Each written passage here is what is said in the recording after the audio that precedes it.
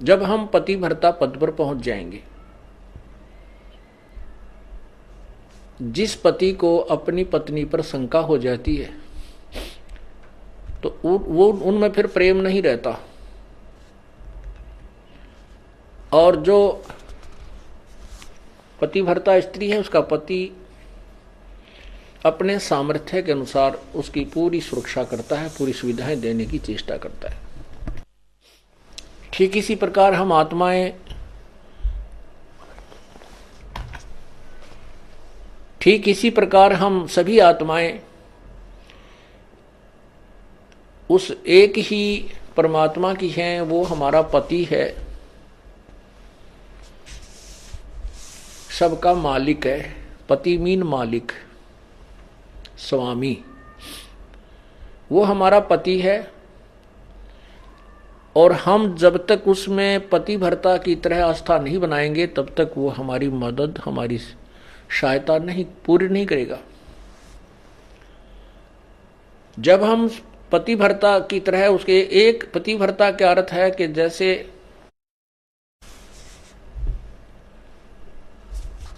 अपने पति के अतिरिक्त किसी भी परपुरुष में आस्था ना हो, चाहे कोई कितना ही खूबसूरत हो, कितना ही धनी हो, चाहे वो कितना ही चटक मटक हो, हमारे मन में दोष नहीं आना चाहिए। और एक अपने पति पर हमने श्रद्धा रखनी चाहिए, उसमें आस्था रखनी चाहिए, तो हम पतिव्रता। पतिव्रता का अर्थ ये भी नहीं होता कि पति के अतिरिक्त सबका अनादर करे, किसी का अनादर नहीं करना। जैसे जेठ जेठानी घर में होते हैं, जेठ है, जेठानी है, देवर देवरानी है, ननंद है छोटी बड़ी, सास ससुर हैं, इन सबको यथोचित सत्कार देना पतिव्रता का प्रथम कर्तव्य है। लेकिन जो समर्पण अपने पति में होता है वो किसी में नहीं हो सकता, नहीं होना चाहिए, तो हम पतिव्रता हैं। तो उस ऐसे ही जब हम कबीर परमेश्वर के चरणों में आते हैं, हमें ज्ञान होता है, तो हम अपने परमेश्वर के अतिरिक्त किसी के से अपनी मनोकामना पूर्णा की तरफ सपने में भी नहीं सोचेंगे, तो हम पतिव्रता है। ठीक है, हमारे कोई जैसे ब्रह्मा विष्णु महेश, देवता ऋषिजन संतजन कोई भी हैं, आदरणीय हैं, लेकिन पूजनीय नहीं है। जैसे पतिव्रता को अपना पति पूज्य होता है, उसी से को समर्पण करती है, तो वो समर्पण वो किसी को नहीं कर सकती, लेकिन आदर सबका करती है, वो आदरणीय है। इस भाव से जब हम प्रभु के चरणों में लगेंगे तब परमात्मा हमारी सभी मनोकामनाएं पूर्ण करेगा, अन्यथा नहीं करेगा। जैसे परमात्मा क्या बताते हैं, ज्यों पतिव्रता पति से राती, आन पुरुष नहीं भावे, बस पीहर में सुरत प्रीतम में ऐसे ध्यान लगावे। उसके विषय में क्या बताते हैं कि जो जैसे जब पतिव्रता जमी पर और जो जो रख है धर है पाँव, और समर्थ झाड़ू देत है कदे ना काटा लग जावे। परमात्मा आपकी कैसे मदद करेगा कबीर भगवान? जब हम पतिव्रता हो जाएंगे इसके प्रति, किसी भी देवता से, किसी इष्ट से, किसी भी भूत प्रेत से या कोई झाड़े लानियों से हमारी कोई लिंक नहीं रहेगा, बिल्कुल सोचा नहीं सपने में। और फिर इस समर्थ के सहारे हम लगेंगे तब ये हमें कितने सुख देगा। जब जो पतिव्रता जमी पर जो जो धर है पाँव, समर्थ झाड़ू देत है ना काटा लग जावे। जैसे पतिव्रता स्त्री कहते पानी को चलेगी पानी भरने के लिए, अर्थात अपने जीवन रूपी सफर में वो चलती है आत्मा, जो केवल एक इष्ट पूर्ण परमात्मा कबीर जी पर आश्रित है। उसके जीवन रूपी सफर में, जीवन रूपी रास्ते यात्रा में, यात्रा के मार्ग में वो परमात्मा समर्थ भगवान कबीर परमात्मा ऐसे झाड़ू देता है झाड़ू मीन हमारे आने वाले जीवन में जो संकट हो, पाप कर्म रूपी कांटों को वो साफ करता रहता है कि कहीं मेरी आत्मा को पीड़ा ना लगे, कोई दुख ना हो जाए। अब आपको थोड़ा सा परमात्मा की महिमा सुनाते हैं, पतिव्रता कैसे होनी चाहिए, अर्थात हम प्रभु पर कैसे आश्रित हों। गरीबी सुकर्मी पतिव्रता सो आन उपावन मूल, एक पुरुष से परस है पतिव्रता समतूल। पतिव्रता का निष्कर्ष बताता हूं। आन उपावन मूल, बिल्कुल भी किसी और की पूजा नहीं करे, वो पतिव्रता आत्मा होती है। एक पुरुष, जैसे इसमें दोनों ही पहलुओं पर विवरण दिया है, जैसे स्त्री अपने ही पति एक ही पुरुष पर आश्रित रहे, ऐसे ही आत्मा एक पुरुष यानी एक परमात्मा पर आश्रित रहे, कबीर भगवान पर। पतिव्रत सुकर्मी सो जानिए, एक पुरुष से रात, निर्दाव निर्भरता ना दूजे से बात। अपने मनोरथ पूर्णा के लिए वो किसी अन्य पुरुष से बात, किसी अन्य भगवान की इच्छा नहीं करती, वो पतिव्रता होती है। गरीबी सवाल सुखन किसको कहे, पतिव्रता सो नार, हुक्म अदूल न मेट ही सो पतिव्रता पार। देखो कितनी गहराई से बता रहे हैं, केवल यही एक लक्षण नहीं है पतिव्रता का। क्या बताते हैं कि पतिव्रता तो हो गई, अच्छी बात है, लेकिन पति कहता है वहां नहीं जाना और वो वहां अवश्य जाती है। पति कहता है ये काम नहीं करना और उसको करती है, तो वो भी पूर्ण पतिव्रता नहीं है। इसमें यही समझाना चाहे, जैसे हम संत आपको आदेश देता है गुरुदेव के बेटा चोरी नहीं करना, बीड़ी नहीं पीना, मांस नहीं खाना, सिनेमा नहीं देखना, ब्याज नहीं लेना, और आप वैसे तो कबीर परमात्मा के अतिरिक्त किसी को नहीं मान रहे हो और ये मर्यादा पालन कर नहीं रहे, तो भी आप पार नहीं हो। क्या बताते हैं, सवाल सुखन किसको कहे, पतिव्रता सो नार, हुक्म अदूल न मेट ही सो पतिव्रता पार। आदेश की उल्लंघना नहीं करती है वो पतिव्रता ही पार होगी, वही आत्मा पार होगी। गुरु वचन निश्चय कर मन, पूरे गुरु की सेवा ठान।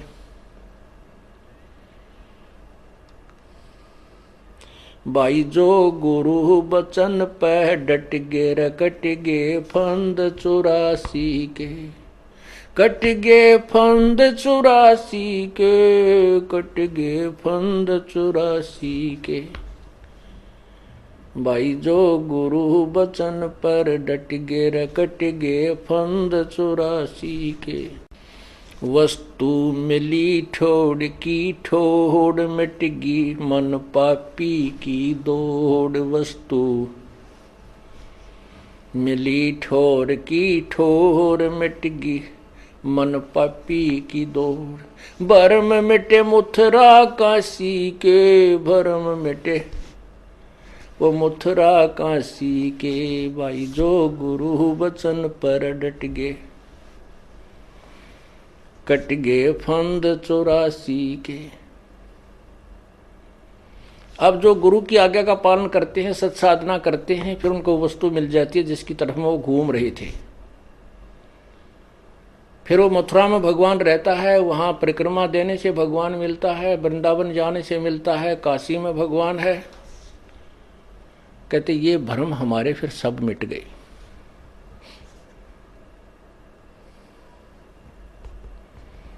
उसी के ऊपर यहां कहा है, घर आंगन एक सारे है, वचन उल्लंघना होई। घर आंगन एक सार समझे। पतिव्रता अपने घर में रहे चाहे बाहर रहे, उसके आव भाव, उसका चलना बैठना उठना बोलना, ऐसा ही रहे जैसे वो घर में रहती है, बाहर भी एक जैसा ही व्यवहार करे और वचन उल्लंघन ना करे। घर आंगन एक सारे है, वचन उल्लंघन ना होई, आन खसम से ओलने पतिव्रता है सोई। आन खसम यानी और अन्य पति नहीं बनावे, उससे ओलना माने आड रखे, पतिव्रता है सोई। आन खसम से हंसत है वह चंडी चोर चुड़ैल, जिनसे क्या घर बासे है, घर में बसे घुड़ैल। अब क्या बताते हैं परमात्मा के, जैसे कोई पतिव्रता स्त्री दूसरे पुरुष के साथ मजाक करती रहती है,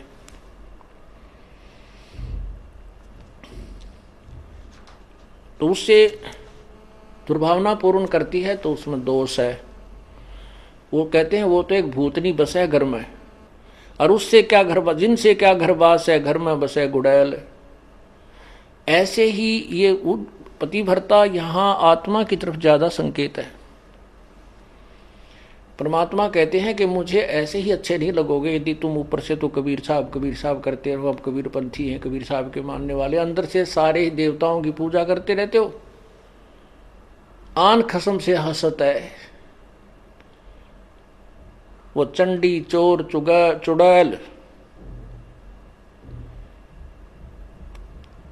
परमात्मा इतने नाराज होते हैं। कहते हैं परमात्मा 100 वर्ष सतगुरु की पूजा, एक दिन आन उपासी, वो अपराधी आत्मा फिर पड़े काल की फांसी। 100 वर्ष तो ये साधना करते रहना जो हम आपको बता रहे हैं, और एक दिन अन्य पूजा कर लेना, परमात्मा कहते हैं वो अपराधी आत्मा पड़े काल की फांसी। तो ऐसी गलती क्यों करेंगे हम? तब करेंगे जब हम ज्ञान नहीं सुन पाएंगे, और ज्ञान उस दूसरे ज्ञान के लोगों से हम ज्यादा संबंध रखेंगे, तो वो हमें विचलित कर डालेंगे। यहां जींद के अंदर एक रमेश जैन भक्त है, अब भी हमारा सेवक है वो।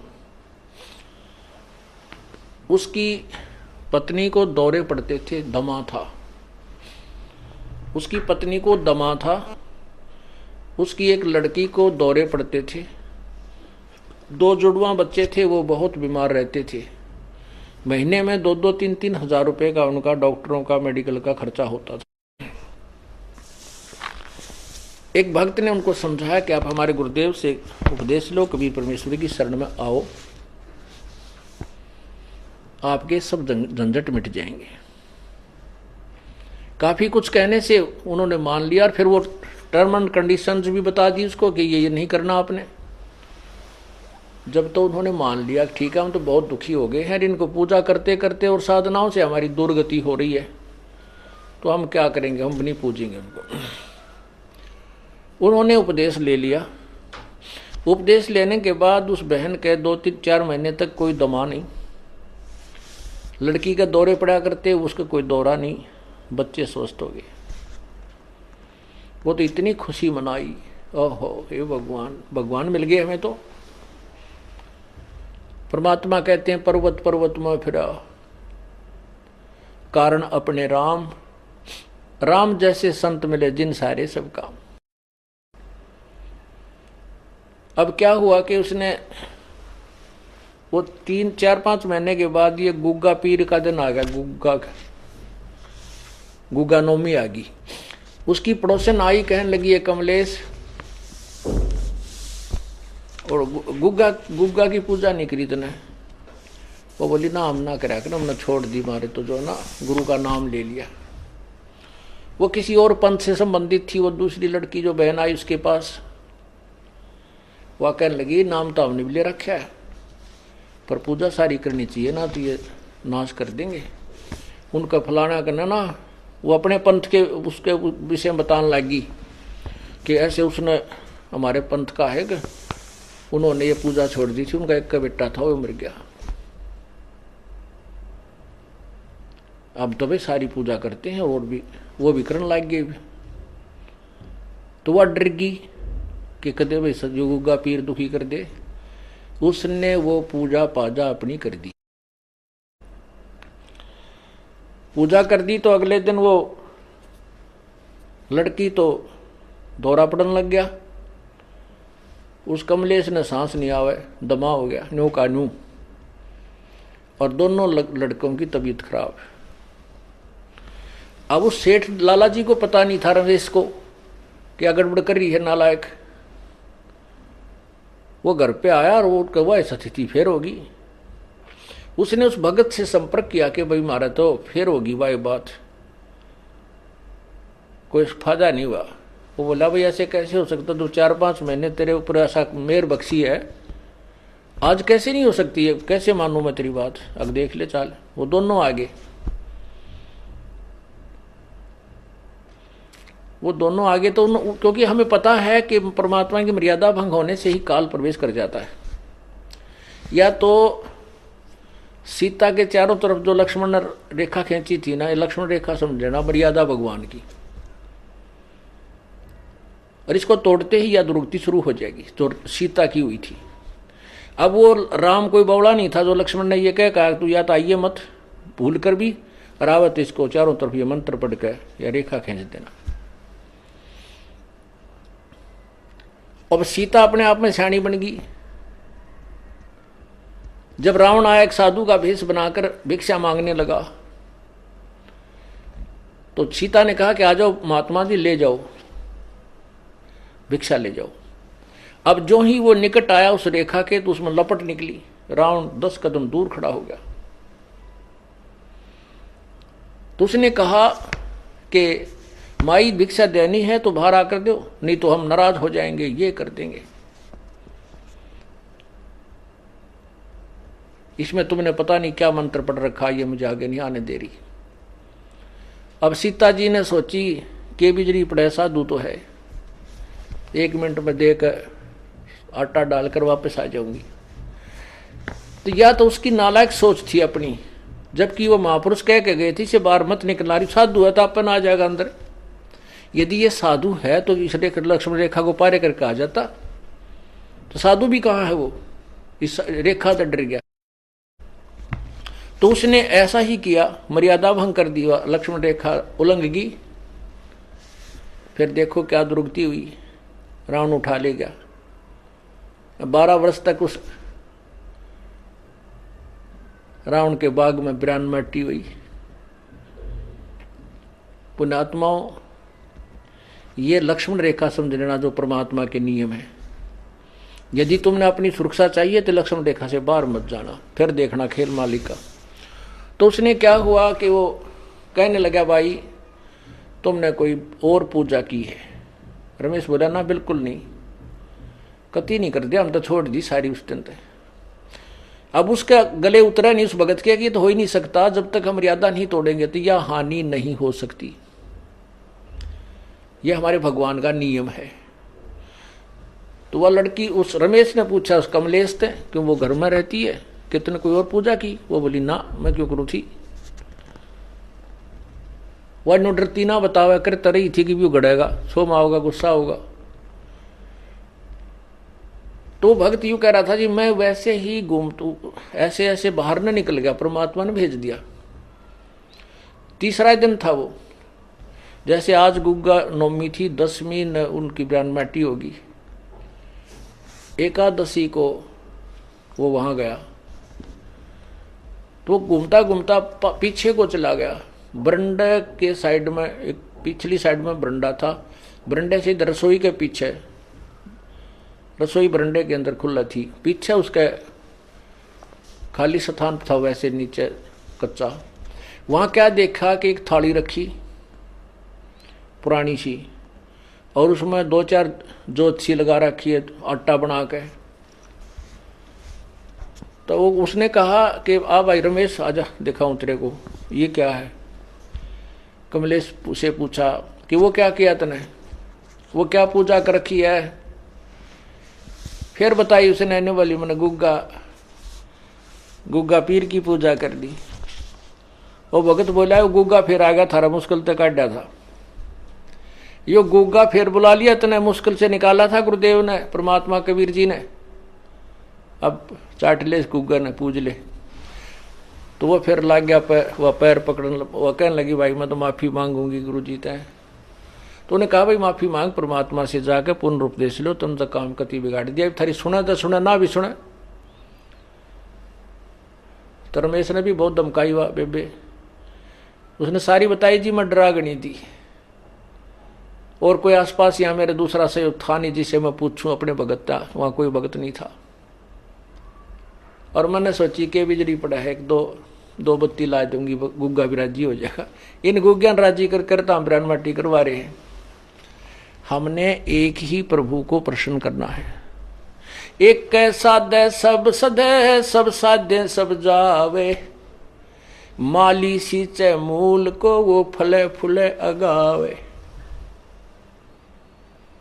एक ही साधने से, एक ही पूजा करने से जड़ की तो पौधा परिपक्व बड़ा हो जाता है, वृक्ष बन जाता है, फिर आम के फल लगते हैं। यदि हम टहनियों की तरफ से उसको गाड़ कर जमीन में लाकर बैठ जाएं उगाकर, तो सभी पौधा ही नष्ट हो जाएगा। अर्थात शास्त्र विरुद्ध साधना करने से हमारा भक्ति रूपी पौधा बर्बाद हो जाएगा। तो क्या बताते हैं, 100 वर्ष सतगुरु की पूजा, एक दिन आन उपासी, वो अपराधी आत्मा फिर पड़े काल की फांसी। तो पुण्यात्मा फिर आए मेरे पास। जब हम छुड़ानी से जाते रहते थे,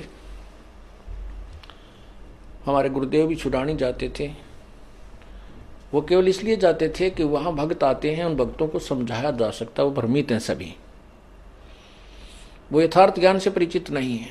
फिर उसके बाद हमारा उनसे मन मुटाव बन गया, क्योंकि गुरुजी शरीर त्याग कर चले गए थे सतलोक, और छुड़ाने वाले की जो क्रियाएं थी वो शास्त्र विरुद्ध थी, सदग्रंथ के विरुद्ध करते थे।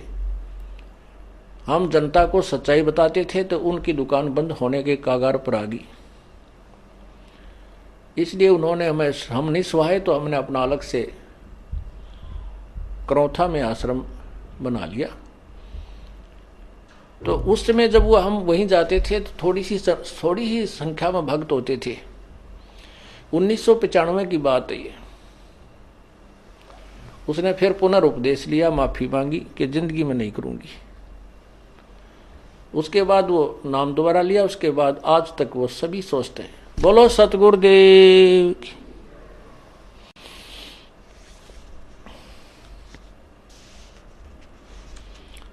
तो ऐसे हमें पतिव्रता होना है अपने कबीर परमात्मा के प्रति। गीता जी अध्याय नंबर 13 के श्लोक नंबर 10,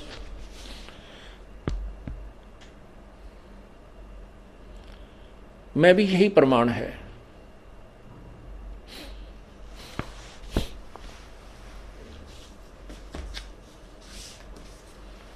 उसमें लिखा है कि अव्यभिचारिणी जो भक्ति करते हैं,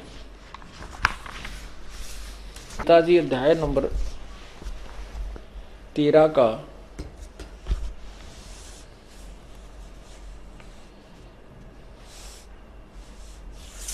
अध्याय नंबर 13 और ये मंत्र नंबर 10, श्लोक नंबर 10, अव्यभिचारिणी भक्ति, भक्ति अव्यभिचारिणी। मुझको मई माने मेरी होती है। मुझ ये ब्रह्म कह रहा है कि मुझको अनन्य योग द्वारा अव्यभिचारिणी भक्ति तथा एकांत और शुद्ध देश में रहने का स्वभाव, विषाक्त मनुष्यों के विषाक्त समुदाय में प्रेम न होना, ऐसे 13 में लिखा, 11 में है, मेरी भक्ति करे तो भी अव्यभिचारिणी करनी है। व्यभिचारिणी होती है जो एक व्यभिचारिणी लड़की उसको कहते हैं जो अपने पति के अतिरिक्त अन्य पुरुषों से संपर्क करती है, जिसको वैश्या की दर्जा दिया जाता है। तो यहाँ कहते हैं अव्यभिचारिणी भक्ति द्वारा मेरी भक्ति करे। और फिर तत्व ज्ञान के द्वारा, जो कि जब हम ब्रह्म की साधना किया करते हैं तो भी हमने उस पर आश्रित रहना पड़ता है। और फिर ऐसे ही सिमिलरली हम पूर्ण परमात्मा की जिस भी इष्ट की हम साधना करते हैं उसके प्रति हमें ऐसी श्रद्धा रखेंगे तो ही वो हमें लाभ देता है, कोई भी हुआ चाहिए। तो यहां क्या बता रहा है कि आगे देखो 11वें में कहा कि अध्यात्म ज्ञान में नित्य सतित तत्व ज्ञानार्थ, तत्व ज्ञान के अर्थ रूप परमात्मा को ही देखना, यह सब ज्ञान है, और जो इससे विपरीत है वह अज्ञान है, ऐसा कहा है।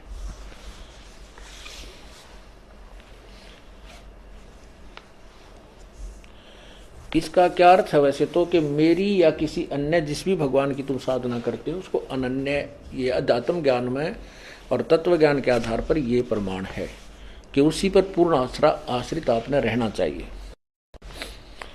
अव्यभिचारिणी भक्ति से ही परमात्मा प्राप्ति होती है, इसका ये अर्थ है। तो क्या कहते हैं, आन खसम से हंसत है वो चंडी चोर चुड़ैल, जिनसे क्या घर बास है वो घर में बसे घुड़ैल। एक पुरुष अपना सही दूजा आन अनीत, अपने पति से राती ये और शिला सब भीत। सुकर्मी घर में रहे पतिव्रता सोनार, आन पुरुष से प्रीतड़ी ना रखिए घर बार। अब आपको भी संदेश दे रहे हैं परमात्मा कि जो स्त्री आपके अतिरिक्त किसी अन्य में आस्था रखती है तो वो घर में रखने योग्य नहीं है। और यहाँ इसी प्रकार परमात्मा कहते हैं जो मेरे अतिरिक्त किसी अन्य देवता को पूजेगा तो मैं भी उसको अपने घर में अपनी शरण में नहीं रखूंगा। ये आपको दोनों तरीके बता रहे हैं। अब क्या बताते हैं, जो पतिव्रता हो जाती है, सत्साधना करते हैं, पतिव्रता सुनी नहीं, कहते हैं फिर वो सुनी नहीं है, उसका रखवाला परमात्मा भगवान है। पतिव्रता सुनी नहीं रखवाले हैं राम, कल्प वृक्ष करुणामयी वो चौकी आठों याम। पतिव्रता यानी सत एक भगवान के ऊपर आश्रित जो पुण्यात्मा है वो पतिव्रता की तरह लगी हुई है। कहते हैं फिर वह सुनी नहीं है, उसके रखवाले हैं राम, पल पल पर मदद करेंगे। आप देखते हैं एक्सीडेंट के अंदर कहते हैं जी कति और एक ही जीप के अंदर 4 भक्त बैठे थे, एक बच गया, 3 मर गए। भक्त नहीं थे वो अन्य, केवल एक ही भक्त था। एक जीप में एक हमारा भक्त था, 3 और थे, 3 मर गए, ड्राइवर मर गया, ड्राइवर समेत, और वो बच गया। 1-2 को और चोट आ गई, और जहां वो मरे उसी सीट पर वो था। तो यहां कहते हैं पतिव्रता सुनी नहीं रखवाले हैं राम, कबीर परमात्मा, हमारा राम कबीर है। कल्प वृक्ष करुणामयी ही चौकी आठों जाम। कल्प वृक्ष एक ऐसा पेड़ बताया स्वर्ग में, कहते हैं कि वो सर्व मनोकामना पूर्ण करता है। तो परमात्मा कबीर जी कहते हैं आपके साथ इस कल्प वृक्ष का भी काम करते हैं। अब वो कल्प वृक्ष किसकी मनोकामना पूरी करता है? वो तो स्वर्ग एक होटल है, और वो एक कल्प वृक्ष एक बैल है, घंटी है। अब जो उस कल्प वृक्ष के पास जाकर जो मांगता है उसी समय उसके सामने वही आहार आ जाता है, तो उसकी कमाई से ही जाता है। और यहां आपको परमात्मा अपने कोटे से भी देगा, कबीर परमात्मा। पतिव्रता सुनी नहीं रखवाले हैं राम, कल्प वृक्ष करुणामयी चौकी आठों जाम। पतिव्रता पानी चली, पतिव्रता पानी चली पन ही नाही पाए। वस्त्र अंग विनंग है वो आप देत उड़ाए। पतिव्रता पानी चली यानी सत्ता, जो पतिव्रता यानी परमात्मा की जो वो प्यारी आत्मा अनन्य मन से भक्ति कर रही है अपने एक इष्ट की, वो अपने जीवन किसी भी कार्यवश जाती है और उसके पास कोई असुविधा है तो तुरंत पूरी कर देता है। ऐसे बहुत से भक्त बहन भाइयां बेटियां हमें मिलती हैं, भक्त कहते हैं जी हमारे यहाँ आश्रम में आने के लिए किराया नहीं था, और 3 दिन से यही जुगाड़ था कि 200 से 400 रुपये हो जाए, मिल जाए तो हम आश्रम में जाएं कहीं से भी, क्योंकि गरीब आदमी के साथ और ज़्यादा दिक्कत आ जाती है। कई बार ऐसी स्थिति परमात्मा पैदा भी कर देता है। उसका विश्वास दृढ़ करने के लिए। फिर कहने लगी हमने तो भगवान पे छोड़ दिए, परमात्मा आप बुलाओगे तो जरूर आना चाहते हैं। आत्मा रो के कह रही थी। कहने लगी अगले दिन चलना था, उसी दिन सुबह चलने की तो कोई बात रही है को ना, किराए की व्यवस्था नहीं हुई।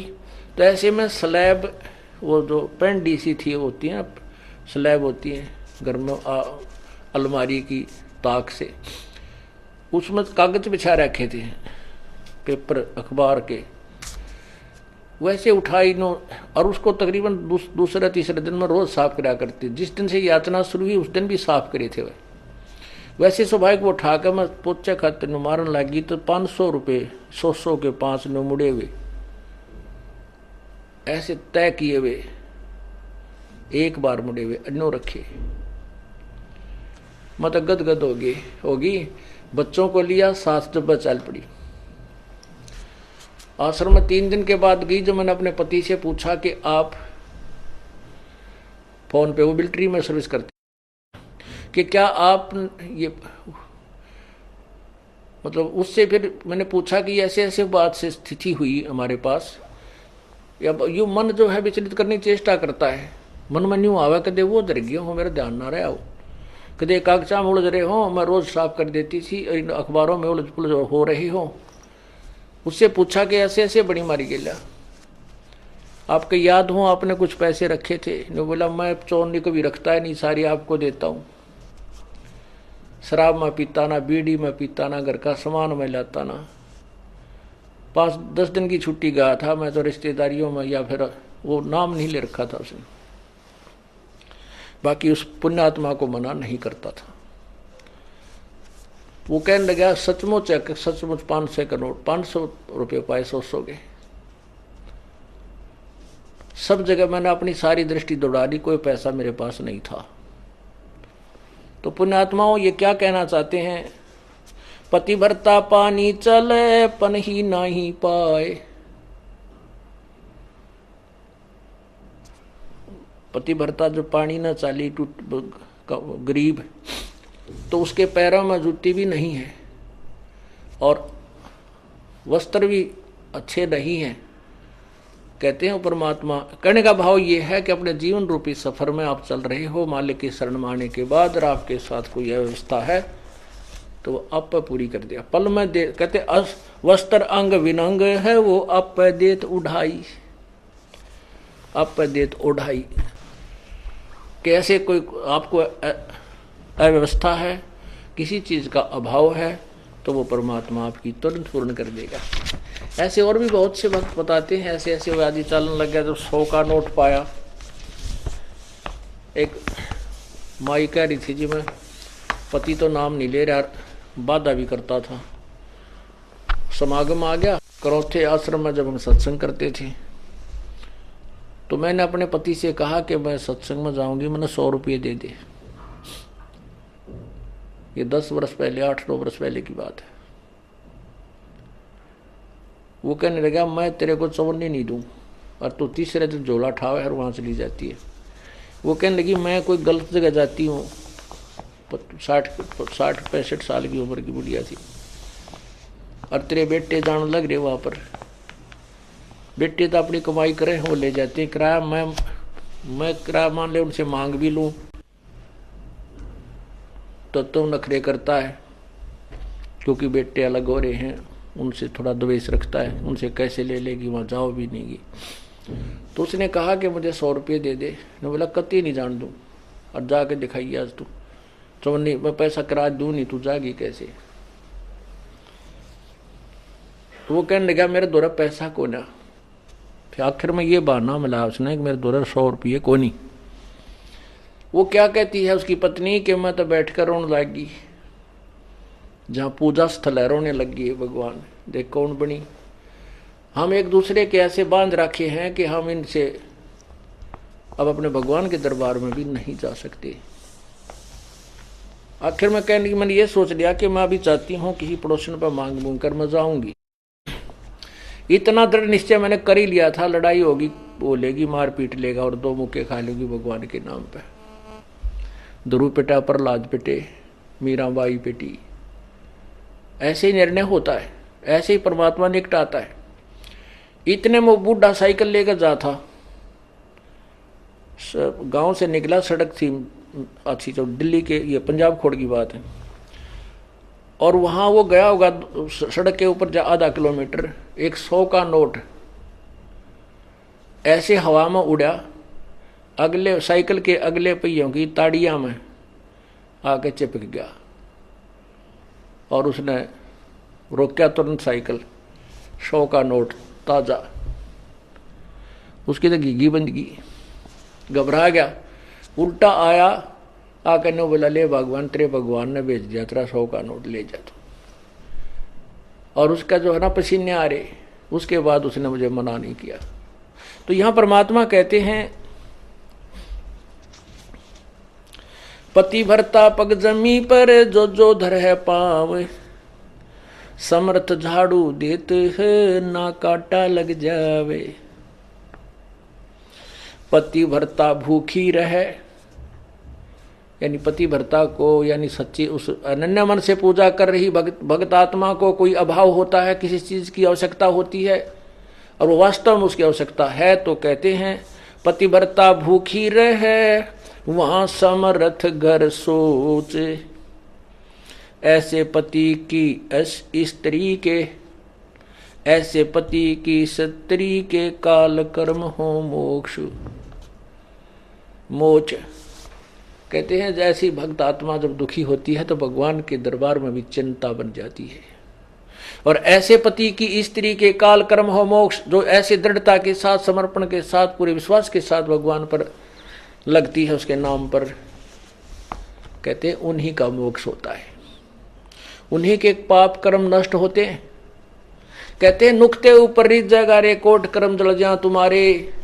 ये नुक्ते होते हैं जो हम लोग लाज और किसी परमात्मा के नाम पर ना किसी पति से, ना पत्नी से, ना पुत्र से कोई दबाव नहीं मानते अपने आत्म कल्याण के लिए, तो परमात्मा प्रसन्न होता है।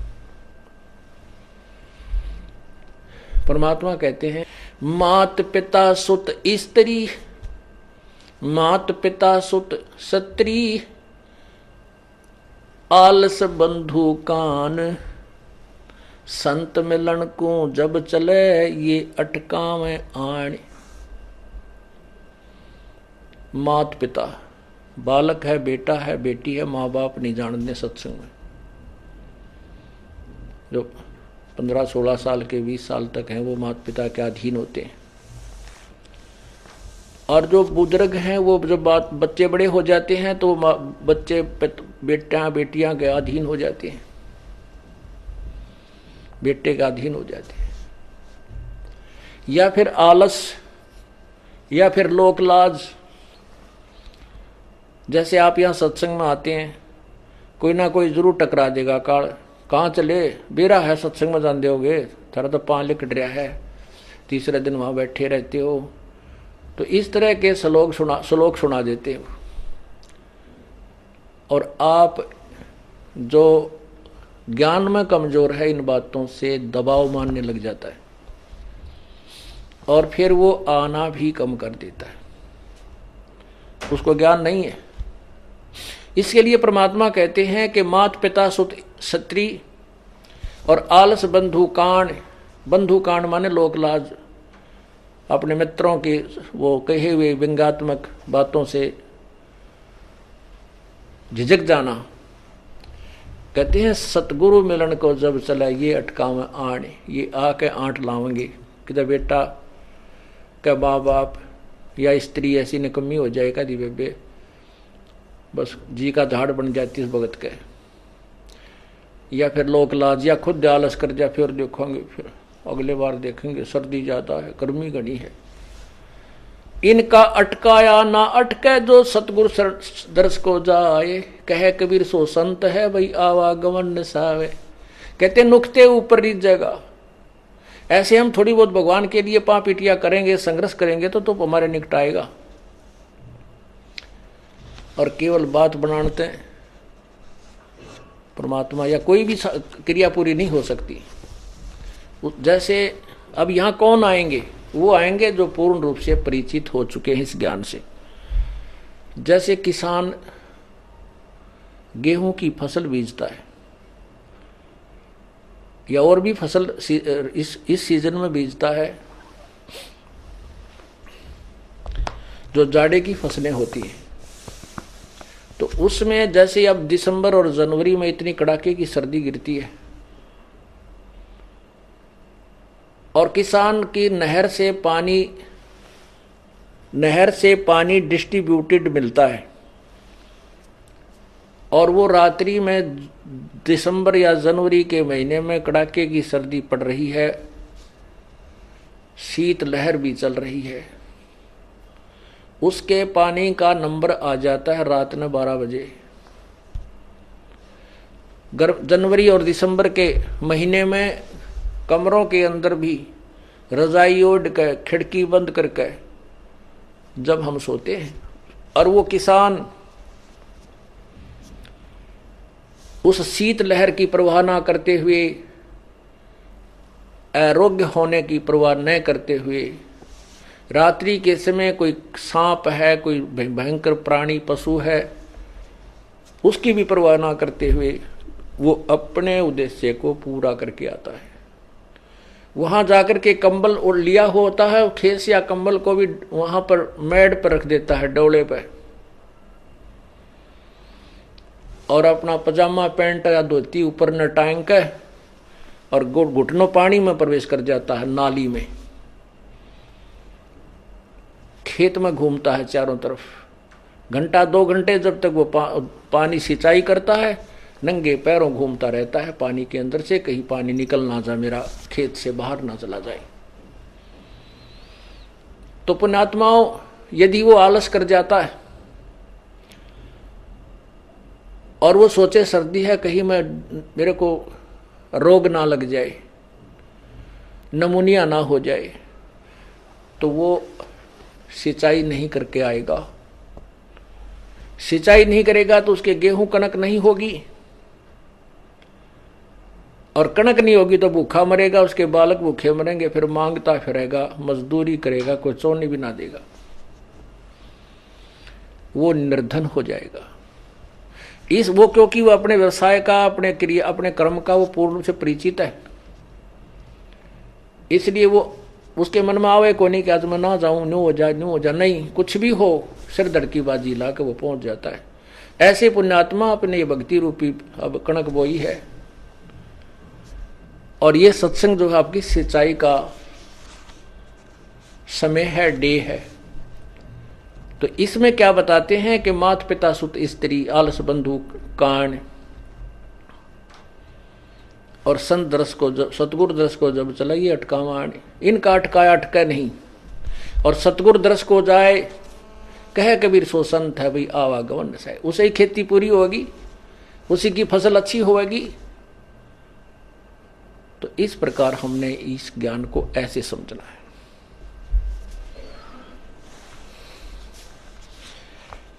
पति भरता बतियां करे, आन पुरुष मुख जोड़े, ओ साहेब भोतरे साथ है, वो पल में बैठे तोड़े। जैसे एक स्त्री अपने को किसी और पुरुष के साथ एक विशेष तरीके से बात करता हुआ को पति देख लेता है, तो वो उससे अक्षुब्ध हो जाता है। तो ऐसे ही वही परमात्मा बताते हैं कि यदि तुम किसी और इष्ट के आगे पाछत है, किसी देवता ते नो मांगत मांगते देख लिया भगवान ने, क्यों तो अंतर्यामी है, तुरंत पकड़ जाएगा। पति भरता बतियां करे, आन पुरुष मुख जोड़े, साहेब बहुत रिसात है, वो पल में बैठे तोड़े। परमात्मा बहुत नाराज हो जाता है, गुस्सा हो जाता है, और ऐसे हम किसी इष्ट अन्य इष्ट से को याचना करते हैं आगे पाछे थे, तो आपका कनेक्शन कट जाता है, पल में तोड़ देता है। वो तो अंतर्यामी है, उसका आगे छुपा ही नहीं, अंतर्यामी है, उसका आगे छुपा ही नहीं सकते हम कुछ भी।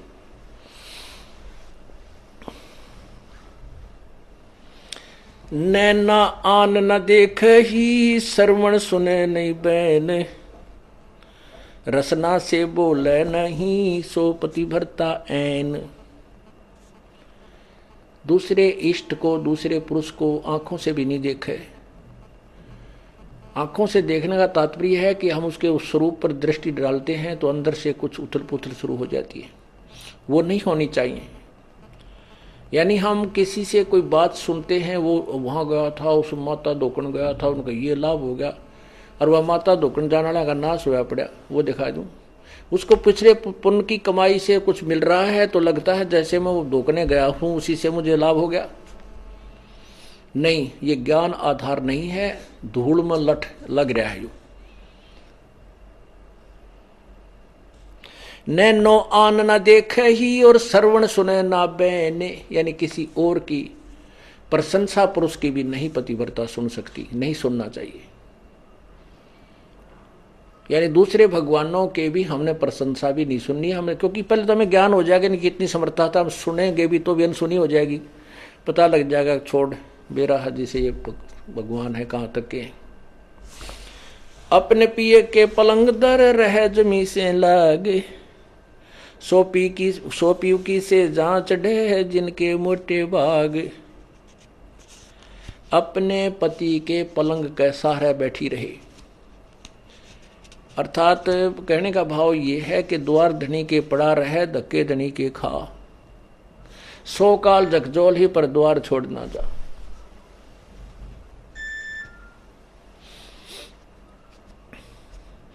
अब कैसे बताते हैं, जैसे परमात्मा रुष्ट हो गया, पल में बैठे तोड़, तो फिर उसके लिए क्या बताते हैं कि अपने पति के पलंग दर रह जमी से लाग, यानी 100 बार माफी मांगे और अपनी गलती को स्वीकार करे।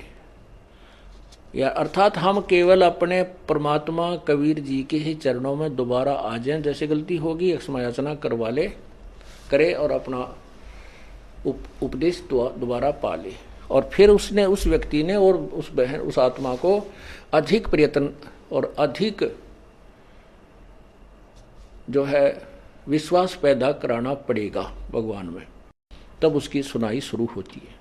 तो यहाँ कहते हैं अपने पिए के पलंग दर रह जमी से लाग, और सोपति की से जांच है जिनके मोटे भाग, वही परमात्मा के सुख को प्राप्त कर सकेंगी वो आत्माएं।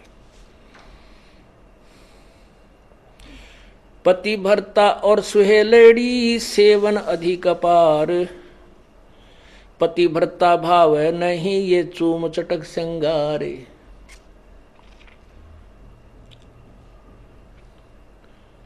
पुण्यात्माओं, इसमें दोनों ही हमें आदेश दे रहा है परमात्मा, दोनों ही निर्देश हैं। अपने साधारण जीवन में और इस भक्ति जीवन में हमने कैसे जीना है। पति भरता और स्वेलड़ी सेवन अधिक अपार, वो अधिक से अधिक जो पुण्यात्मा है, पति भरता यानी एक इष्ट पर आश्रित पर पुण्यात्माएं हैं, वो अधिक से अधिक सेवन यानी पूजा करती हैं।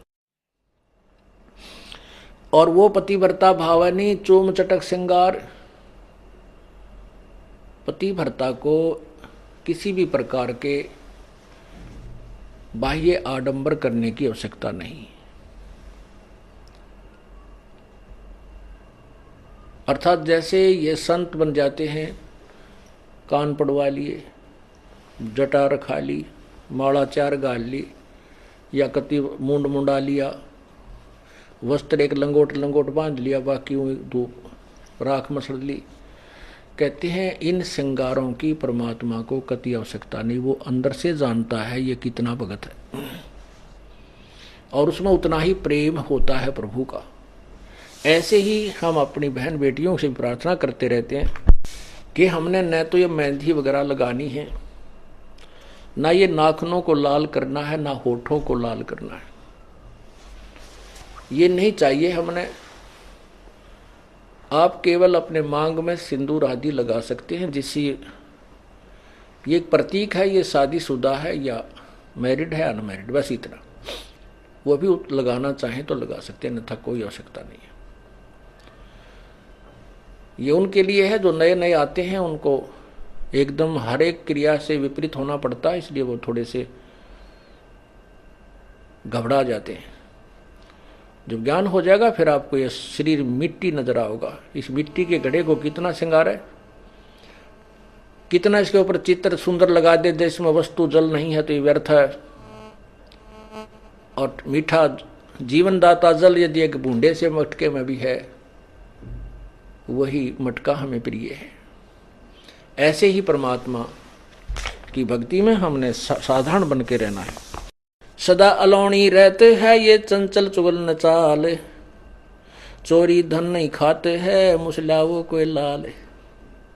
सदा अलौणी सी रहती है। अलौणी माने जैसे या वही हबावड़ी सी, ना नान का दौड़ का, ना कोई श्रृंगार सिंगूर करती जनता। उन अन्य लोगों की जो भक्ति से विरुद्ध है, विपरीत सद्भक्ति नहीं कर रहे, उनको तो हम बावड़े से लगाएंगे। अलूने से, अलूने कहा ना अच्छा लूना तू है, बेसूरा सा पड़ा है। तो परमात्मा कहते हैं अकल अलूने दीखते ये सर्व अकल के मूल, हरदम रटे हरि नाम को ये झूले अनहद झूल। दुनिया ने तो हम बिना अकल के लगे अकल अलूने। अकल अलूने माने मूर्ख।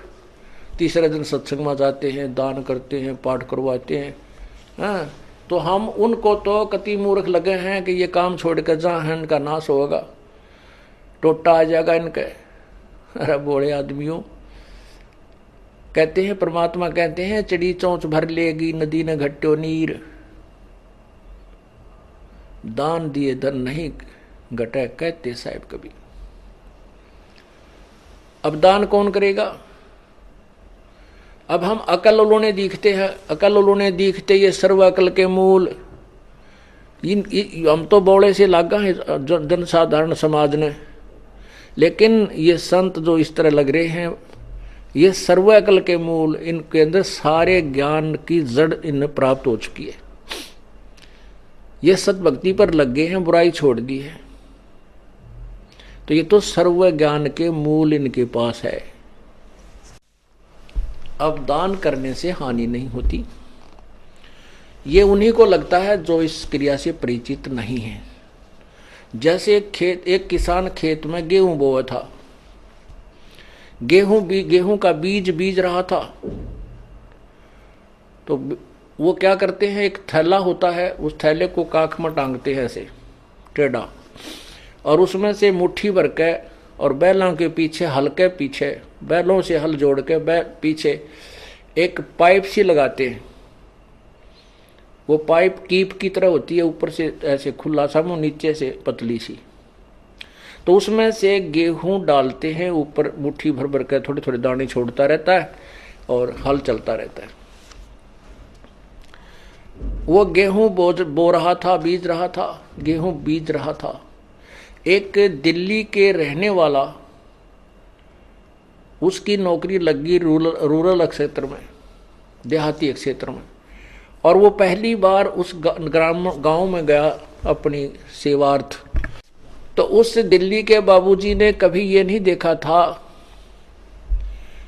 उसको ये मालूम नहीं था कि ये गेहूं बोए कुकर है। उसने तो अपने उसमें ठेकों में, अपने जो उनमें जो बुखारियों के अंदर गेहूं देखे थे, जो मोल लाकर डाल दिया करते और आटा पीस कर रोटी बना लिया करते, खा लिया करते। वो 30 साल का हो गया था, 25 साल का, तो उसने यही नहीं पता था गेहूं कैसे प्रोडक्ट होता है, कैसे ये बीजा जाता है, गेहूं कैसे बनता है। तो उस व्यक्ति ने जब देखा कि गेहूं को एक व्यक्ति उस पाइप का महक है और उसमें डालता जा रहा है मिट्टी में, उसने 1-2 चक्कर किसान ने काटे, तब तक तो वो खड़ा रहा, देखता रहा। फिर उस किसान ने क्या किया कि वो गेहूं जो अलग रखे हुए थे एक बोरी में, उसमें से फिर थैला ठोका जो काख में टांग रखा था और फिर चल पड़ा। तब उसने कहा, उस आदमी को पक्का हो गया कि ये आदमी तो मूर्ख है। उस दिल्ली वाले ने किसान के विषय में उसके ने सोचा कि तो मूर्ख आदमी है, गेहूं ये तो खाने की वस्तु है और इसको यो मिट्टी में डाल रहा है, अच्छा पागल है, इसको समझाता हूं। तो वो किसान को कहने लगा, बाबूजी कि अरे भोले भाई बात सुन। कहा भाई, हाँ जी बाबूजी बोलो क्या बात है। तू ये क्या कर रहा है? तुझे पता है देश में पहले ही खाद्य सामग्री का बहुत अभाव है और आप इसको मिट्टी में मिला रहे हो गेहूं को। ये तो बहुत कीमती चीज है, इससे रोटी बनती है, आटा बनता है, तो क्यों इसको खराब कर रहा है? तेरी अकल खराब है क्या? उसने किसान ने सोचा ये बोतड़ू कितना आ गया, देख मुझे शिक्षा दे रहा है। वो कहने लगा बाबूजी मैं बर्बाद नहीं कर रहा, ये गेहूं जो मिट्टी में डालूंगा ये मुझे आबाद करेगा।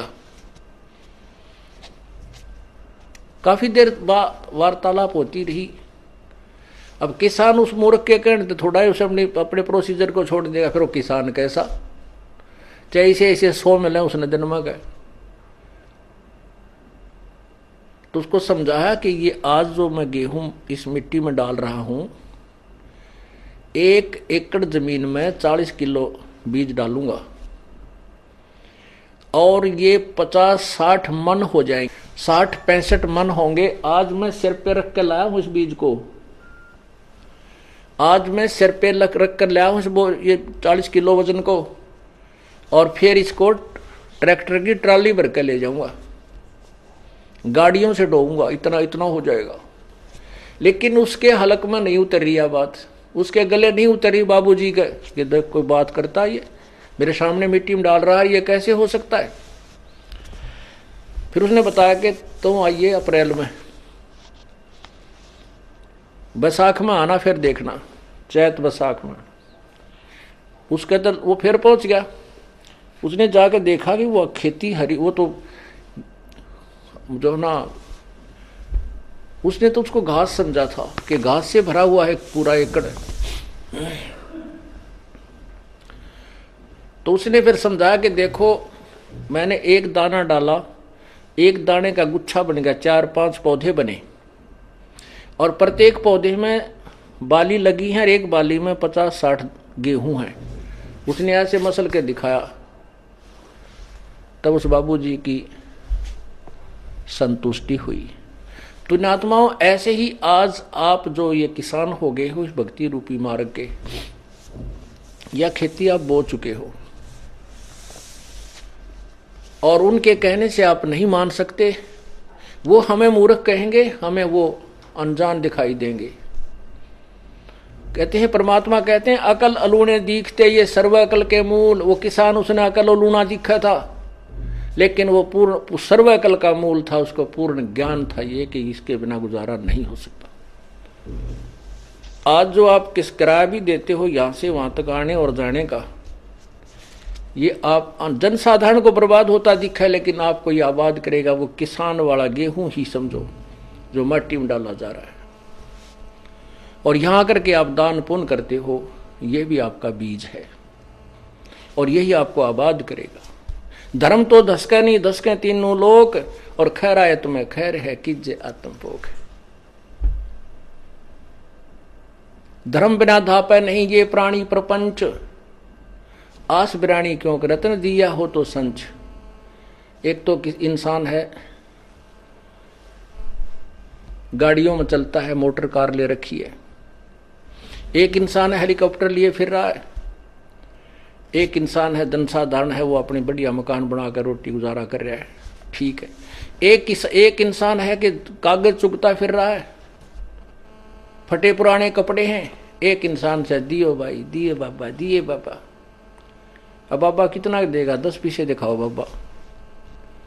परमात्मा कहते हैं कि देते को हर देते है जहां तहां से आन, और नहीं दिया वो मांगते फिर परमात्मा सुने नहीं कान।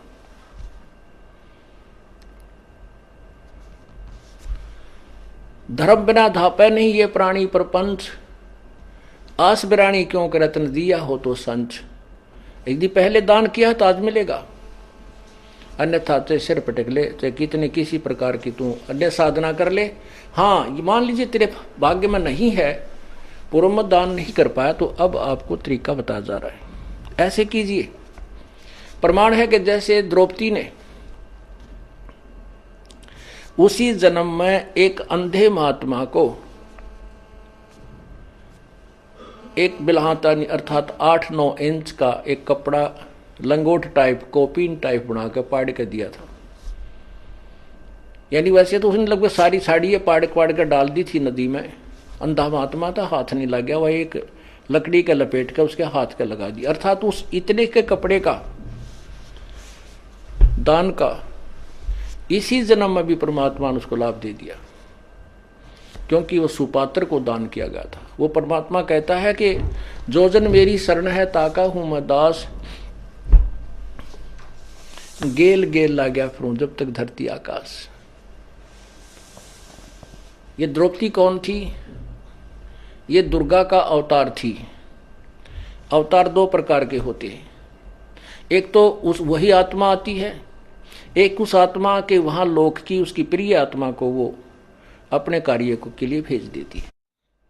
तो द्रौपदी उसकी प्रिय आत्माओं में से थी, और वो पहले भी सतयुग त्रेता द्वापर में भी त्रेता में भी जन्म हुए हैं उसके। तो उस समय परमात्मा आए हैं, उनको पहले भी सतभक्ति पर लगाने की चेष्टा की है, पर हम बीच में छोड़ छाड़ जाते हैं। उसी के लिए परमात्मा ने आकर के फिर उस दरिया में एक अंधे महात्मा का रोल किया।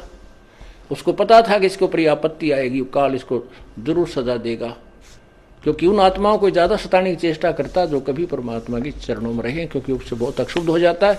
लेकिन वो परमात्मा यदि हम सच्चे दिल से उसको पुकार रहे हैं, और दूर होने का कारण दो होते हैं, एक तो गुरुद्रोही होकर हो, उसकी कहीं सुनवाई नहीं होगी। एक वैसे ही अनजानपने में गफलत में रह जावे, ना कर पावे, उसके लिए साथ परमात्मा फिर भी रहता है। लेकिन बिरान माटी बढ़ गई तो द्रौपदी के उसी जन्म के किए हुए पुण्य का भी मालिक ने प्रतिफल दिला दिया। तो ऐसे जो आपसे पुण्य कराए जा रहे हैं, ये पूर्व जन्म आपके पुण्य नहीं है, इसलिए तो अब बिरान माटी हो रही है आपकी। अब इसी जन्म आपको दे करके परमात्मा तुरंत राहत दे रहा है, और साथ में अपने कोटे से भी आपको दे रहा है। ये समर्थ है, ये पूर्ण परमात्मा है। तो क्या बताते हैं, ग्रीव सदा अलोनी रहते हैं वो चंचल चुगल चाल। सच्ची आत्मा जो पुण्य आत्मा होती हैं वो, अर्थात वो पतिव्रता आत्मा, और चोरी धन नहीं खाते हैं मुसला वो जो एक लाल। जो सच्चा भक्त होता है उसके घर में कोई चोरी करके न, पति या बेटा या कोई बेटी कोई भी ऐसा धन लिया वो कभी स्वीकार नहीं करती, फेंक देती है कि ले जाए इसने आता, नाश हो जाएगा अपने घर का, भक्ति बिगड़ जाएगी।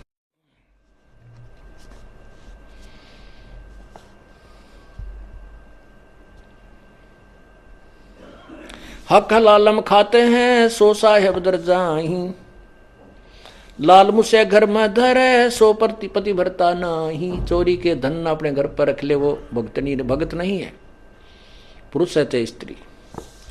हक हलालम खाते हैं सो साहेब दर जाही, अपने हक हलाल का खाते हैं वे भगवान के दरबार में जाएंगे। निंदा बिंदा बादना बैर विरोध बेकार, चोरी जारी करते हैं वो गए जन्म सब हार। कुटल का खलीलों खिरकेड़ी है कुत्ते का काम, देख बुसे धन और का कदे न निश्चय नाम। के तो दूसरे भगत होकर भी दूसरों को भक्तों को देखता है, उसके साथ मजाक करता है, स्वयं दान करता नहीं, दूसरे कहता है क्यों दुखी हो रहा है, क्या दरिया है इसमें, रोजाना ही है, इतना दान थोड़ा किया करते, फिर दान दरे काट है। कहते ये तो कुत्ते का काम है, भक्त का नहीं। गरीब कुटिल खिलेलों किड़केड़ी है कुत्ते का काम, देख बुसैदन और का कदे न निश्चय नाम।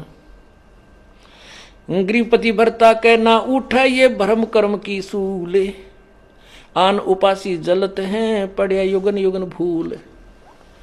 जैसे जो सच्चा भक्त होता है उसने एक परमात्मा के नाम को स्वीकार कर लिया, ज्ञान ग्रहण कर लिया, तो वो फिर बाद में शंका नहीं करता अपने गुरुदेव के किसी भी क्रिया में, तो वो भक्त है।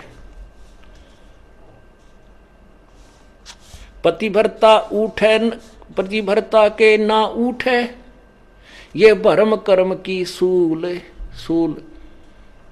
यानी उसके अंदर ये कांटा सा नहीं चुभता कि ऐसा नहीं करना चाहिए था, गुरुजी ने ऐसा कैसे कह दिया, ऐसा नहीं हो सकता, ये नहीं करना चाहिए था, ऐसा हो गया, फलान हो गया। कहते वो पतिव्रता यानी वो भक्त नहीं है। पतिव्रता के उठे नहीं, इस कर्म भ्रम की भूल, जो कर्म किया जा रहा है सतगुरु जो कह रहे हैं उसमें भ्रम पैदा करता है, उसमें अविश्वास करता है, वो दुष्ट आत्मा है। चाहे कितनी दान कर रहा है, कितनी भक्ति कर रहा है, नथिंग है उसके पास। जैसे काल उदाहरण दिया था आपको, भगवान की किसी भी क्रिया में हमें विश्वास नहीं होना चाहिए, तभी हम सफल हो सकते हैं।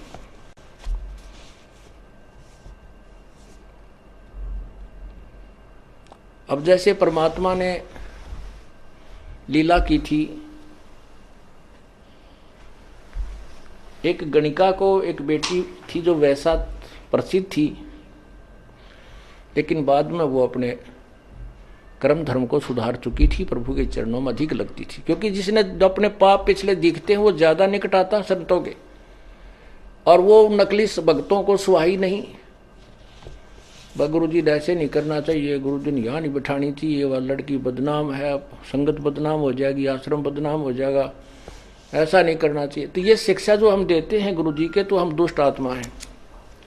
संत की क्रिया को यदि हम समझ जाएं तो फिर हम मन संत हो गए, फिर यहाँ स्टूडेंट बनकर बैठने की क्या जरूरत है तुम्हारी। पुण्यात्माओं, जो भी आप बुद्धिमान ये हो जाओगे, नहीं हो तो धीरे धीरे परमात्मा बहुत झटके देगा, तो हम तभी वहां पार होंगे। कहते हैं कच्चा हीरा करच हो और नहीं सह घन भार, ऐसा यो मन हो रहा वहां लेखा ले दर करतार। हीरे को परखने की एक सिंपल एक विधि है, उसको ऐरण पर रख देते हैं, नीचे लोहे के प्लेट पर बहुत बड़ी भार है, एक मूसल सा होता है, और ऊपर से उसके घंट ठोकते हैं। यदि वो खरोंच हो जाती है उस हीरे के, तो वो कच्चा हीरा एक आनेगा नहीं, और वो जौका त्यों है, उसके निशान भी नहीं बनता है, तो वो पक्का हीरा है, उसी की कीमत है। तो यहाँ परमात्मा कहते हैं कि कच्चा हीरा कर्च होए, कच्चा भक्त फिसट जाएगा। ये क्या हो गया, ऐसा नहीं करना चाहिए था गुरु जी ने, ऐसा नहीं होना चाहिए था, वहां पर कैसे हो गया। अरे पशु, आज तक तूने ये सीखा इतने ज्ञान में। तो परमात्मा कहते हैं कच्चा हीरा कर्च हो नहीं सह घन भार घन मार, ऐसा यो मन हो रहा तो लेखा लेकर तार। पक्का हीरा बनोगे तो कीमत है, कच्चे की कितनी। और परमात्मा कहते शीश तुम्हारा जाएगा कर सतगुरु को दान, मेरा मेरी छोड़ दे यूं ही गयो मैदान। शीश तुम्हारा जाएगा, और सिर के साटे हरी मिले तो भी सस्ता जान। हम छोटी से नुकसान को रोने लग जाते हैं। जो परमात्मा लास्ट में कहते हैं जिस तरह सिर दे के भी भगवान मिलता हो, तुझे गुरु संत सदगुरु मिलता हो, तो इन्होंने सोच ले कुछ भी ना गया। क्योंकि कोट शीश तन दे लिए यमराजा की भेंट, और एक शीश देकर देख ले अपने सतगुरु जी की भेंट। कोट शीश तन दे लिए यमराजा की भेंट, ये तो धकेत ले है, और एक शीश देकर देख ले सतगुरु अपने की भेंट। भेंट होती सब इच्छा से देना, और फेंट है झटके में, कोई फटकारा मार के, कोई झटका दे के, कोई किसी प्रकार खत्म कर देना। कहते एक शीश दे, शीश कैसे देना है। सिर सौंप्या गुरुदेव को सफल होया यो शीश, नतानंद इस शीश पर आप बसे जगदीश। शीश कैसे देना है, गुरु जी की आज्ञा का पालन करना है। गुरु जी कहेंगे शराब मत पी, बीड़ी मत पी, मांस ना खा, चोरी मत कर, ठगी ना कर, और ये साधनाएं मत करना। तो हमने उनकी प्रत्येक आज्ञा का पालन करना चाहिए। हमने वो ऐसा लगे कि ये ठीक नहीं है तो वो गलत है, उसको नहीं। क्योंकि हमारी बुद्धि इतनी अच्छी होती तो हम पहले ही चले जाते भगवान के दरबार में, या धक्के खाते ना अंडते।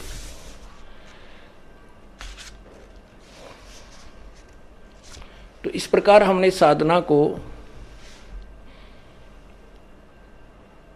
सच्चे दिल से करना है। अब सिर कैसे सौंपना होता है। एक शिष्य के 4-5 शिष्य थे, एक गुरु के 4-5 शिष्य थे, आश्रम में ही रहते थे। उन सबको शिक्षा दिया करते थे भाई गुरु के वचन की अवहेलना नहीं करनी चाहिए। गुरु शिरोधार्य होता है, उसके प्रति किसी अपवचन भी हमने नहीं सुनने चाहिए, ना कहने चाहिए, ना बोलने चाहिए, ना सोचने भी नहीं चाहिए। एक दिन गुरुदेव ने कहा कि भाई आ जाओ बच्चों, बैठो मेरे पास। पहले तो शिक्षा दी कि भाई गुरु परमात्मा से भी बढ़कर माना गया है और गुरु को भगवान समझकर ही उसकी आदेश का पालन और उसके साथ रहना होता है, जिससे हम सफल हो सकते हैं। क्योंकि यदि हमारे सामने गुरुजी भगवान आ जाए तो क्या हम उसके साथ दुर्व्यवहार कर सकते हैं? क्या हम उसकी आज्ञा का अवहेलना कर सकते हैं? नहीं जी, नहीं जी, नहीं, कभी नहीं कर सकते। अच्छा ठीक है। क्या हम गुरु भगवान को किसी ऐसी पीड़ा दे सकते हैं जो हमें, जो क्या दे सकते हो कोई पीड़ा? नहीं जी, भगवान की तरफ तेन हाथ भी ना कर जा। तो कुछ देर के बाद वो गुरु जी कहता भी मेरी आज्ञा है कि तुम 5-5 जूते मेरे सिर में लगाओ। आप सभी 5-5 जूते निकालो अपने और मेरे सिर में मारो। अब सब स्तब्ध हो गए कि एक तरफ तो गुरु भगवान होता है, दूसरी तरफ उसकी आज्ञा का पालन, वो भी उल्लंघन। अगर नहीं मारेंगे तो हम। तब एक भक्त ने काफी देर के बाद अपना जूता निकाला और गुरुजी के चरणों के निकट जाकर के अपने सिर में 5 मारे। संत जी ने कहा बेटा डांडी मत मारे, तेरे सिर में नहीं कहा, मैंने मेरे सिर में कहा है। तब उसने कहा गुरुदेव ये दास का शीश भी तो आप ही का तो है, आपके शीश पे मार रहा हूं। तब उसको सीने से लगा लिया। धन्य है बेटा, बुद्धि भी चाहिए थोड़ी सी इस भक्ति मार्ग में। अकलबंद एक घना, बिना अकल क्या लख। तो ऐसे परमात्मा कहते सिर सौंपया गुरुदेव को, सफल हुआ यो शीश। संत जी कह रहे हैं और नित्यानंद इस शीश पे आप बसे जगदीशी। मारा रहा नहीं उसका है, इसने मारो चाहे छोड़ो, रखो चाहे खत्म करो, तो काल भी अड़प लेगा किसी दिन। भगवान लेगा तो ठीक ठिकाने तो रखेगा, मनुष्य जन्म दे देगा तो किरा कित गधा बना के छोड़ देगा। इसलिए हमने अपने परमपिता पर पूर्ण विश्वास रखना चाहिए। पतिव्रता के ना उठे ये ब्रह्म कर्म की सूल, आन उपासी जलत हैं या पड़ी जुगन जुगन भूल है। और उपासना करते हैं, ये युगा युगा की भूल पड़ी हुई है।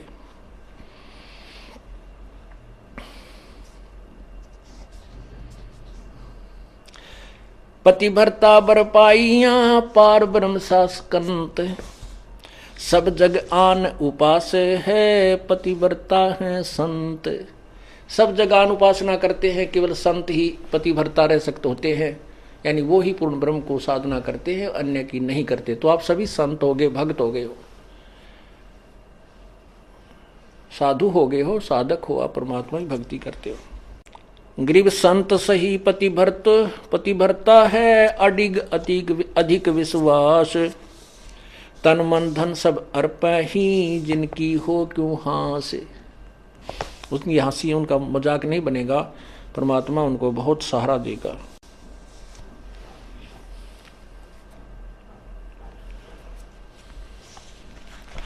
जो भी हो रहा है कहते अपने सिर पे नहीं ले। संत भक्त, मैंने उसको ऐसे कह दिया, उनका न्यू हो गया, मैंने उसको जोत बोलन की कह दी, उसका न्यू हो गया। नहीं, आप अपने सिर पे नहीं लेना, आपको भार बन जाएगा। राम करे सो होते हैं अपने सर नहीं ले, अपने सर जो लेवेंगे वहां मुगदर पड़ेंगे, मोगरे लागेंगे उनके। साहिब से सब होत है, बंदे से कुछ ना ही।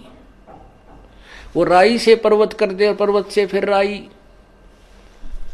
आपने देखा एक रोथा कांड, राई का पहाड़ बना दिया दुनिया ने, लेकिन उस सतगुरु के हुक्म बिना नहीं हो सकता था। अब उस पहाड़ को ये राई बना दिया। हम ज्यों के त्यों हैं और बकवाद करनी फिट्टे मुंह होते जा रहे। अब वो माथे हाथ मार कर रो रहे हैं कि अब भी उनकी तो ऐसी संगत बढ़ रही है, डांटे नहीं डट रहे। तो जनसाधारण को ये विश्वास होता जा रहा है कि इनको सचमुच इनके साथ अन्याय किया गया। नहीं तो ऐसी बुराई सुनकर तो यहाँ झांके भी कोई नहीं, घर के भी दूर भाग जाए, घर वाले भी, रिश्तेदार भी भाग जाए। और ये मेरे बच्चे उमंग उमंग कर आ रहे हैं, क्योंकि ये सत्य से परिचित हैं। इनको वो सुख दिया है जो धरती पर कोई दे नहीं सकता।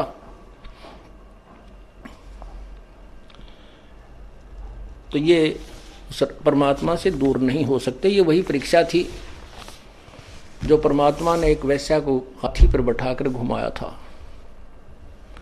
नकली थे वह सब, भाग भूग गए 64 लाख के 64 लाख, क्योंकि उस समय अशिक्षा थी, शिक्षित नहीं थे। आज शिक्षा है, इस शिक्षा का अक्षर ज्ञान का प्रभाव है, ये आपके पास के प्रत्यक्ष प्रमाण है सारे। आपको टस से मस नहीं कर सका, इतना तूफान था। अब दृढ़ पेड़ होते हैं बाग में, वो नहीं टूटा करते, बोधे टूट जा। कितने आंधी तूफान से रोड डेली तेज हवाएं चले, वो दृढ़ पेड़ हो गए आप, क्या आप इस तूफान से टूटे नहीं। ये तोड़ने के लिए चलाया गया था।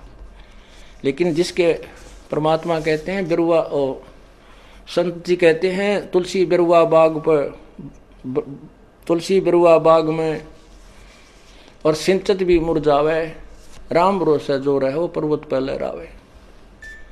अब जैसे जो भगवान से दूर हैं वो तो कितने ही चौकसी रखो, उनका तो कभी ना कभी कड़च हो जाएंगे, पूरा परिवार का परिवार मर जाता है। और राम भरोसा जो रहे वो ऐसे स्थान, जटिल स्थानों पर, पेड़ पहाड़ों पर भी जहाँ पानी भी ना डटता, कहते वहाँ भी हरे भरे होकर लहरा रहे होते। राम भरोसा जो रहे वो पर्वत पर लहरावे। अर्थात आप भगवान पर विश्वास रखोगे तो आपको कठिन से कठिन आपत्तियों से भी आपका कोई कुछ नहीं बिगाड़ सकता। आप दूने फलो और फूलोगे। राम कहे सो होते हैं, अपने सिर नहीं ले, अपने सिर सो ले जो से लेते हैं वहां मुगदर पड़ेंगे। रावण अपने सिर ले विभीषण ले ना कोई, 10 मस्तक रावण कटे वह लंकपति थे सोई। विभीषण को ज्ञान हो गया था, परमात्मा जब आए हुए थे मुनिंदर नाम से, उनको पूर्ण ज्ञान हो गया था। उन्होंने कभी अपने आप को अपने सिर पे नहीं लिया कि मैं कर रहा हूं। रावण ने अभिमान हो गया था कि मैंने साधना की, तपस्या की तो मुझे राज मिला। वो राज और 10 मस्तक रावण के कट्टे राज भी गया। और विभीषण ने तू ही कही भगवान आप ही आपका दास हूं, जो राखे तो ही रहेगा आपका बच्चा। उसको वो लंका का राज मिला। तो ऐसे पुण्यात्माओं हमने इस मार्ग को समझना है, परमात्मा विश्वास रखना है। बोलो सतगुरुदेव की जय।